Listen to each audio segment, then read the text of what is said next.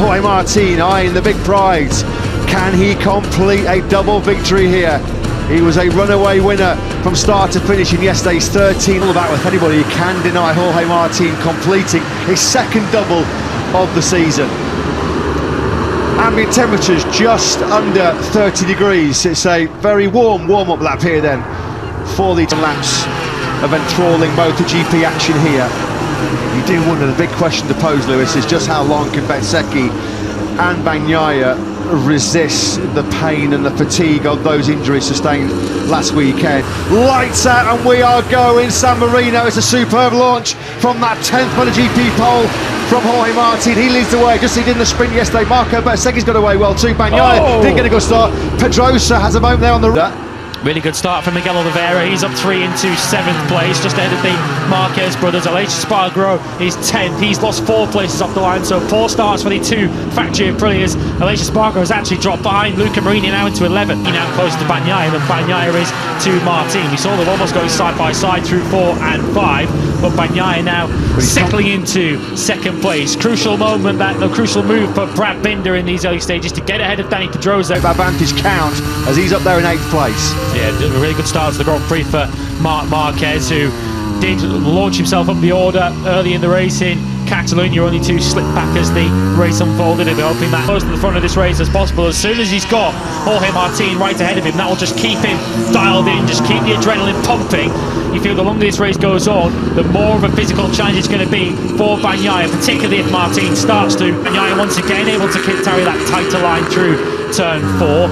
Martin then has the better look at 5. We now ride through 6 with Jorge Martin, the pole man, looking back at Bagnaia. Bezzecchi, the fastest rider on track. He's at the fastest. He's 7/10 of a second behind Bezzecchi, so he's found a couple of tenths actually to the Mini VR46 rider on this 4th lap.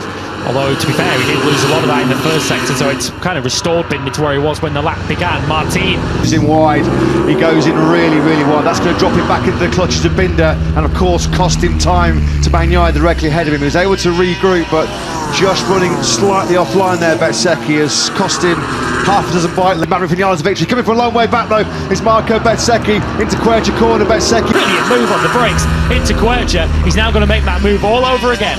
He's going to be kicking himself inside that helmet right now, Marco Bezzecchi, because it was a beautiful move to get into that 2nd place on Pecco Bagnaia on the brakes. And Bezzecchi will also not only play into the hands of Martin, but also of course into the hands of Binder, who will just close in on that leading trio. There he is on the 33 now, coming through your picture. Fastest rider on circuit, just a second off the lead now.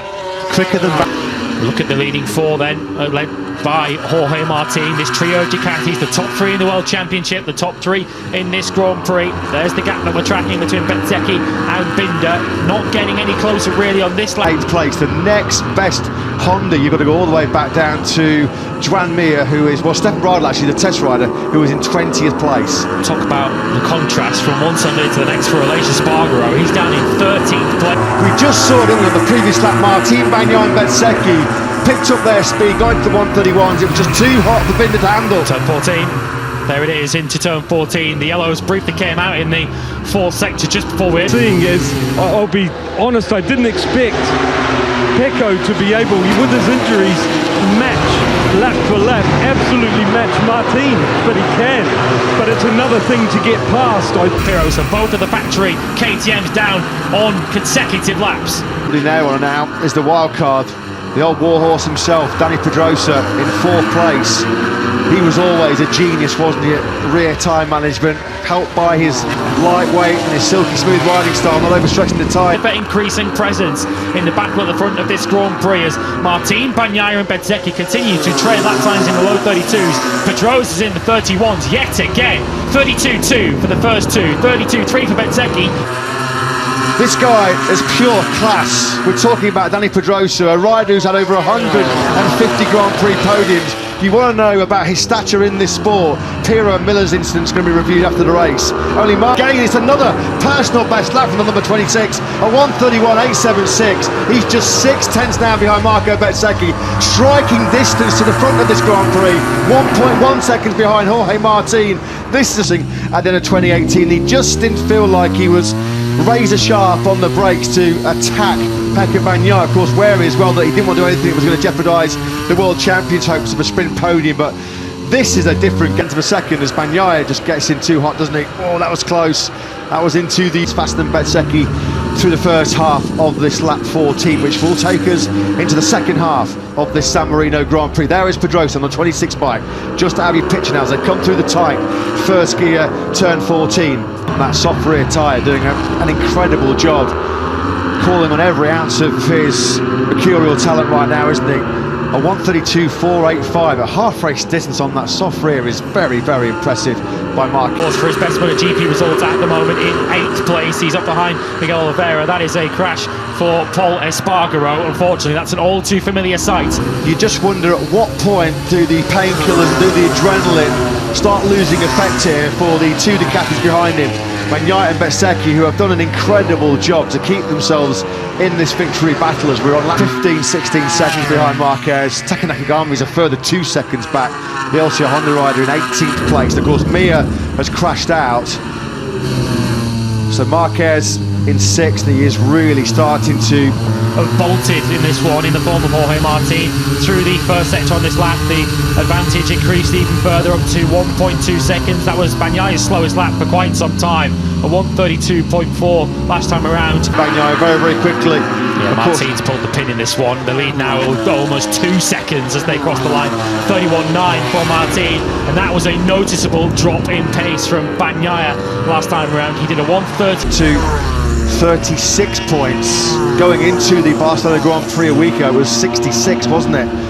So Jorge Martin inflicting maximum damage in terms of the championship. Look how quickly, having got through on Patti, albeit painted in a very different colour today, that he was looking at yesterday. It was Bagnaia who held Pedrosa off in the latter stages of the sprint to hold on to a podium. But does Bagnaia have the physical condition to even fight back if Pedrosa catch around, which was as quick as Pedrosa was going? So if Bagnaia's pace does continue to tail off, then he might well find himself coming under further pressure later on. But all the credit in the world to the reigning world champion. He's just responded with another 1:32. HM testing. Of course, he's been running that experimental carbon fibre chassis. What crucial data and information he's been gathering on that chassis here this weekend. But here's your runaway race leader, Jorge Martin. He didn't see anybody's rear tyre. And from that point on, Martin has been comfortable at the front. Yeah, 16, 17, 18, those laps were fundamental, weren't they? They were the platform to this victory. It looks like being a dominant victory for the Martinator. To avoid making those odd mistakes which will just light up the eyes of Dani Pedrosa behind him. 5 laps remain in this San Marino Grand Prix. That mistake from Bagnaia has probably handed second place to Marco Bezzecchi. What would be a dream podium, could you believe it, a 154th career podium on the line here for Dani Pedrosa. Bezzecchi once again in the 1:31s. This is coming a little bit too late for him to chase down Jorge. Producing his own heroics, a superhero effort from Bezzecchi given the damage to his left hand. That was one of multiple injuries. He got a big whack on his right head, a nasty knock on his back as well.